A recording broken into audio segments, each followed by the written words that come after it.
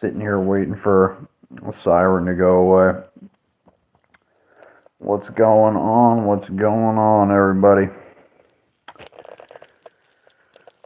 Ooh. It'll be a long day. I shouldn't say that. I did get enough sleep for somebody that woke up at 10 a.m. It could be worse. Went to bed at, I think, little after 3:30. One of those nights where you know you're going to stay up late, and then when you finally can go to sleep, you're just too wired. But I didn't even have as much caffeine as I've had for some UFC cards in the past. But that was not the only sports we have to jump into, folks.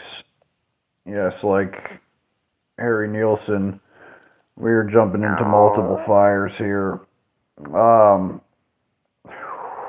So tonight, there's still sports today to get to, or there's, what was I going to say? There's still football to get to today, but football yesterday and Thursday, starting out with the NFL. Obviously, I think if you watch the NFL, the game of the year so far, at least to me, and this is coming from somebody who's not a fan of either team, the Lions and the Packers. That was an amazing game. And, at one point I was like, this is going to be a blowout because it was 17-7, but it was just not. Green Bay's one touchdown. It was it was an interesting drive. I think there was like 9 runs and 2 passes, and Green Bay looked off at the start of that game, but they damn sure got it together. But eventually, Detroit got it done. But the thing is, Detroit, if you're going by college rules say that Detroit did not convert that 4th down because Goff tripped and he went down. So on the handoff, it's a bad play for Detroit, and it's a turnover to Green Bay with I don't know how much time left, but I think that there was enough time to where they possibly could have gotten into field goal range, which is just like, I don't know what in the world happened with Green Bay in that game in the start, but they really pulled it together, and I was impressed with how they played.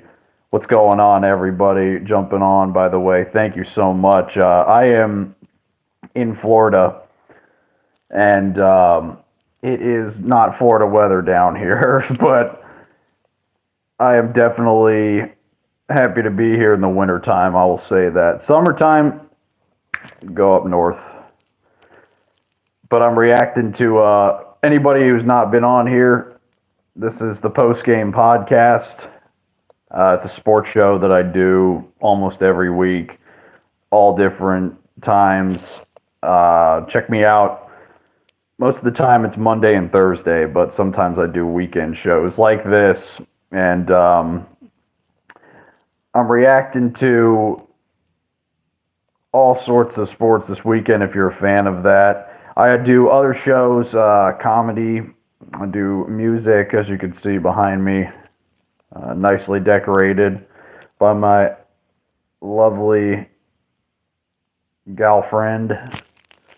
I have been doing comedy for about, 7 years now? Almost 8, yeah. And I started doing this show, the POSTGAME podcast, December of 2022. Yeah, and I can remember the exact date. It was December 20th, just because I remember seeing that on Spotify when I dropped my first episode. What's going on, everybody? Jumping on. And I didn't expect to take it as far as I have, but I love doing these shows just because I'm helplessly addicted to sports. Which soccer club do I have always messed with Chelsea just because my best friend does. Um, I don't want to sit here and say I know the most about soccer of anyone, but I know he was always pissed back in the day when Chelsea was playing. Every time they were on, at least it felt like he was not in a good mood. Um, I just started the live actually, but I've done this show, the Post Game podcast. It's a live sports reaction show for 2 years now. I cover live sporting events and I also react after the fact. Um, but yeah, jumping on here talking about so Detroit wins and now they're 12-1. And if Detroit is 12-1 and the only team in the NFL who's won 12 games after tonight when Kansas City plays the Chargers, what does that mean? Well, number one, I think that means Detroit is clearly the best team in the NFL. Maybe the Bills will have something to say after today if they beat the Rams decisively. I'm sorry, but I'm going to have to leave to go there. Are you heading to Florida, you mean? You better get to walking wherever you're at. Be careful on 95. But, yeah, I think clearly the Lions are the best team in the NFL if the Chiefs lose today. If not, clearly I think your Super Bowl pick should be Detroit versus Kansas City. And honestly, that's my Super Bowl pick right now just because I don't trust the Bills yet. But I believe that Josh Allen is the front runner for MVP. If you want to go off of numbers strictly, people will say Saquon Barkley, but I think it's Josh Allen. Going to be very interesting to see what happens tonight in all these games. But I'm happy that there's at least a couple good games on today because last weekend just did not feel good for games. And the Monday night game is not helping either. I mean, the Cowboys and the Bengals, please, can you flex another game in there? I don't know. But we have the Falcons and the Vikings. That's a crucial game for Minnesota and Atlanta, obviously, because they're teetering on the edge of falling out of the playoff spot. And the Cardinals and the Seahawks, I'd say that's the number. You could argue that's the second best game next to the Chargers and the Chiefs. Because the Chargers and the Chiefs, whoever loses that game probably doesn't win the division. That's so huge for Harbaugh in his first year if he can beat the Chiefs. But we are going to see. Unfortunately, if you're a college fan like me, you had to choose between so many good games last night to watch. They didn't start out as good games, but Oregon, congratulations, and Clemson, they deserve to win. I mean, Clemson, I didn't think they were the ones who were going to get it done this year and when it came to the ACC championship, but stunner for this Miami fan. It was not like I was stunned Miami lost because Miami's not been stunning me for 20 years now, losing in epic fashion, but I am a Miami fan. I've been a Miami fan since around 2002, 2001. I got into them after they won the national championship, because the day I discovered who they were, I remember the kid that I carpooled to school with was crying because his mom didn't put a VHS tape in and tape the game for him. He was so mad. I remember that. I was, 8 years old at the time. That was hilarious for me, because I was like, this is a meltdown over a game. But then I realized I was more of an NFL fan at that point. Now, granted, I had just started watching the NFL for like maybe a year and a half at that point. And I was like, why would somebody get into college so much?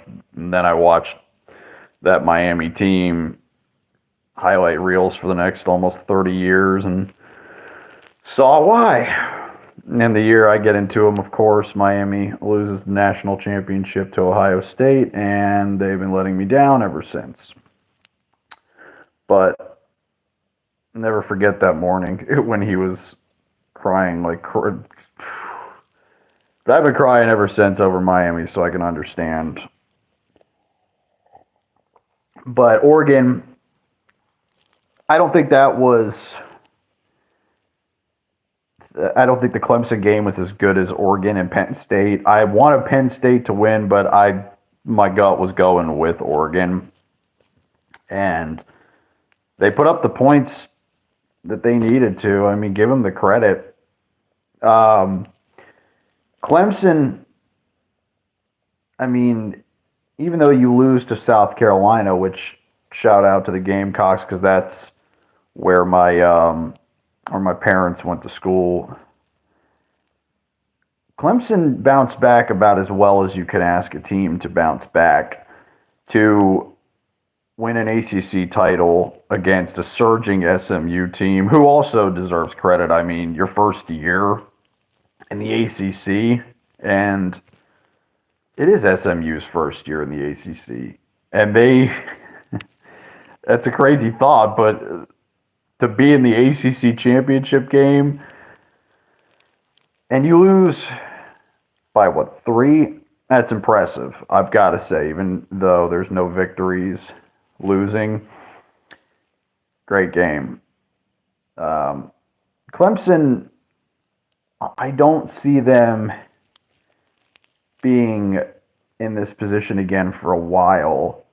I mean, they have a damn good quarterback. It's just, I don't know if I think they lack something when it comes to just overall. When I watched them, it was like they were, the closest I got to watching a full game with them was against Pittsburgh, and they've improved since then, but it was the same feeling I had watching that game when I watched them play South Carolina. It's like this team is just not a powerhouse yet, but they can get there. I mean, they can get there, and that's what I'm not hoping to see because I'm a Miami fan. We had, of course, I think everybody, the biggest game yesterday, if you're a college fan, whoever you like, the game that everybody was most intrigued by was Texas and Georgia. I'm sure my buddy's not recovered yet, lives in Austin. Man, Texas had every chance to put it together. Every chance to get and I don't know. I don't know what you say about Texas after this season. Was it a success? Was it not? Because they're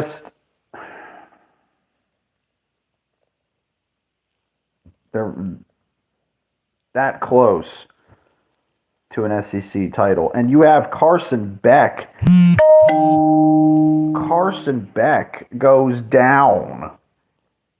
And you can't get it done. I mean, everybody wants to talk about that hit on, what's the, Compton? is that his last name? The backup for Georgia, but bro, I don't know what to say. Texas just had so many penalties, so many drop passes early. They still should have won that game. I mean, it should have been 16-3 at the half. They shouldn't have even been in overtime. And you're against a Georgia team that played in 8 overtimes the week before. My phone is going off like mad. What's going on, everybody? Isaac, I just started this almost 20 minutes ago, just ranting about my team losing. Nothing new. Now, Texas is not my team. They're, if anything, these days my second favorite. But give Georgia the credit. I mean, they get congratulations because they finished this game the way a champion does. No matter what you have going on, you pull it together in big moments, and they did, and Texas didn't. And there's so many things that made the difference. For Christ's sake, I mean, it just gets me mad because Georgia was dropping just as many passes defensively and offensively, and they still found a way to win. And Quinn's not a big game quarterback. It's so frustrating to watch that guy play, man, because he just, other than the fourth down that he converted on the drive that tied it up, he was just the whole team. I mean, but Quinn, he played a lot better yesterday. I have to give him credit. It's just he wasn't playing lights out like you want in a game like that. I mean, you would think he'd have learned from the abysmal performance he had in the first game against them. And he's had some other games where he was just looking just sluggish. And Texas, man, in their first year, they had a chance to do something special. But Georgia, at the end of the day, SEC champions. We're going to see what happens going forward. Other big winners, Ohio beating Miami of Ohio. Congratulations. Also to Boise State. And yeah, that's about all for college and NFL. Turning now to sports. More sports, that is. No, but there was, if you're a fight fan, obviously last night, there was a ton of boxing on this weekend. There was I'm blanking on his name, but it seemed like every channel had something going on. Dazn, is that how you say him? Who did they? I cannot remember his name. Friday there was fights too. I'm just not. I will admit to you, boxing is probably the sport that I keep up with the least. Definitely when it comes to combat, I keep up with it the least. But there was also BKFC. There was one fights on. We had the big card last night, though, for the UFC. I think the biggest pay-per-view all year for them, which delivered. It was Kaya Sakura and Pantoja fighting each other for, I mean, really it was a chance to see if somebody could come in and take out a UFC fighter, especially one at the top of the heap. And it didn't go too well for Asakura, but hey, he can still bounce back and come in here, get a title sometime in the future. But right now, I don't see anybody coming close to dethroning Pantoja, who called out Mighty Mouse. Yeah, that one's a dream matchup, but I don't see DJ taking that fight. And he even said he's retired, staying retired, that is. So, Pantoja, who do you fight next? I mean, is there a point in having that rematch for how dominant he's been? He should be able to call shots. The people's main event, Ian Gary and Shavkat. Shavkat, look, folks, special. Does not even cut it, okay? I don't care what you think about the performance last night. The guy, 19 fights, 18 finishes, and controlled Ian Gary. I mean, look at the time that he had. I mean, up against the fence, causing a rip in the shorts. I've never seen anything like that. But Ian Gary had some moments. I mean, in the fifth, he almost locked in that choke. I mean, that was amazing defense from Shavkat. And Ian, I mean, at the same time, the balance in the first round, avoiding the takedown, avoiding all the takedowns, I should say, pretty much, except for, I want to say Shavkat had 2 or 3 takedowns.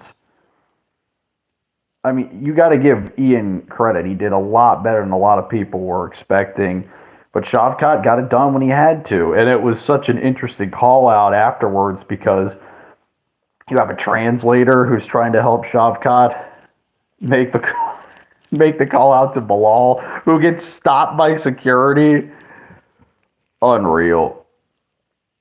I saw that Connor was going in on Bilal for getting stopped by security, but who knows how that fight goes. I think if Shavkat can go at his own pace in that fight, could be a long night for Bilal, but if Bilal puts pressure on him that Shavkat's not felt before and he gets uncomfortable in there, I mean, this is a big fight at 170. I would say arguably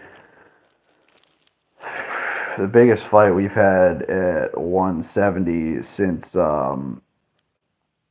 Colby and Usman the first time. Damn, that was an amazing fight. The first time was great. The second one was good too, but I thought the first one, I was more amped for that.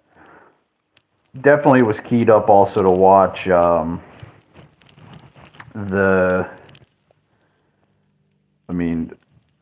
Gana Volkov, not so much,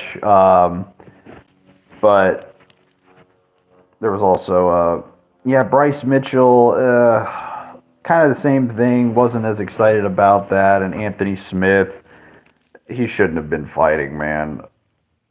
Shout out to the career of Anthony Lionheart Smith, a beast.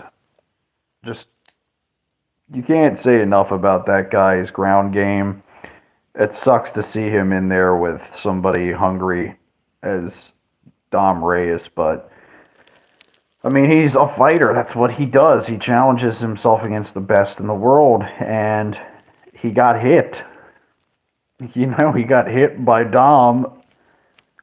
Apparently asked for it too in the fight, said, "Hit me," because I imagine he's just not feeling many feelings right now other than just lifeless. Is it lifelessness or lifeless? But either way, I don't know. Anthony Smith, I don't think, should have been fighting in that fight. But the one I wanted to watch, and I missed, but I didn't miss much, was Garimbo. he's an up-and-comer against Luque, because those two guys, I mean, that's one that propels a person not only into more tough tests, because I think next up, one of them could be fighting. I think the fight before the belt, but also gives you a lot of press. And Gente, I think he's been there for a while, but he just needed a moment like that to give him the spotlight. Don't be surprised if he's a co-main against somebody in Miami, like he was saying in the post-fight presser. I think that could happen against Masvidal. It's not that far off, because George past his prime, I believe, but it is a card in Miami, and that guy's, I mean, he's a god down there. Love him or hate him, he is the face of martial arts in that area. Going to be very interesting to see where things go. And can't forget about college basketball earlier in the week. We had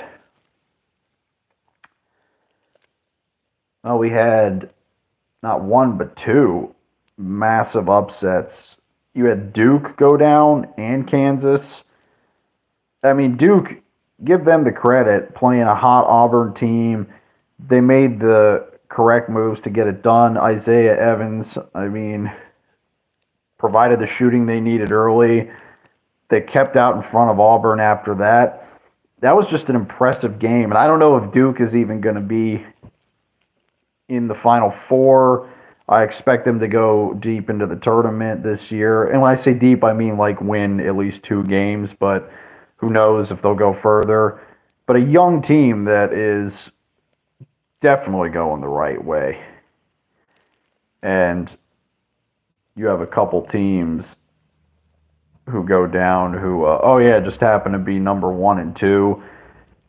Look, anything can happen. If there's anything else that I think of, I will make sure to cover it on my next stream, which will be coming up. I know I'm going to have one in the next couple weeks. That is going to be, I believe the next one is going to be, I'm going to have one that's live for, I'm trying to do a live for UFC Tampa because there's a chance I could go to that, but if not, I'd like to do a live for the UFC before the year ends, and always some fun guests on the guest list. Can't wait to drop new stuff for you guys. It's been a little while. It's been pretty rough last couple months, not going to lie. If you were on here recently with me in the last couple months, you saw that my grandfather died, unfortunately. So had to get back in the right headspace, and then more stuff happened immediately after that. So it's just been, I went back to Virginia, where I'm from, and spent some time with family, and saw my other grandparent and made sure she's good, made sure my parents, my sister, her family are doing well. But I love doing these shows. I say that all the time on these streams, and it's, other than comedy, I mean, it's what I live for, to rant about things I love, right? I'm helplessly addicted to sports. Guess it's better than Fent. But everybody, you want to see more of my stuff, check out this channel, Wildcard Entertainment. I'm at the Wildcard Comedy on Instagram. I will have a Twitch before the end of the year. I went back and forth with if I should make a Rumble or a Twitch, but I decided Twitch just because I think I'll reach more people that way. But you know, wherever you jump on with me, or if you go to my stand-up shows, uh, I'm getting back into stand-up after taking a year off, and it was a year that I needed to take off from it. It challenged me to get better at writing it, and to overcome the nerves of getting on stage again. That was important too because I think I was kind of getting comfortable in the same routines. So it's good to switch it up every once in a while. But folks, hope you slept more than I did. Hope you enjoyed your sports, your weekend out with the wife, your weekend away from the wife. Hey, just saying. Uh, I'm just sipping on my Spinks coffee. I'm just playing. It's a Spinks coffee cup from earlier in the week. But that place, shout out to Spinks Coffee. Love them. I stop there every time I'm in Charleston, or when I'm forced into being in Charleston for many hours unexpectedly, like this week when I got a flat tire going through there. It's been a week wrapped up in a couple months, if that makes any sense. But guys, love you. Be back soon. Sip away, Georgie.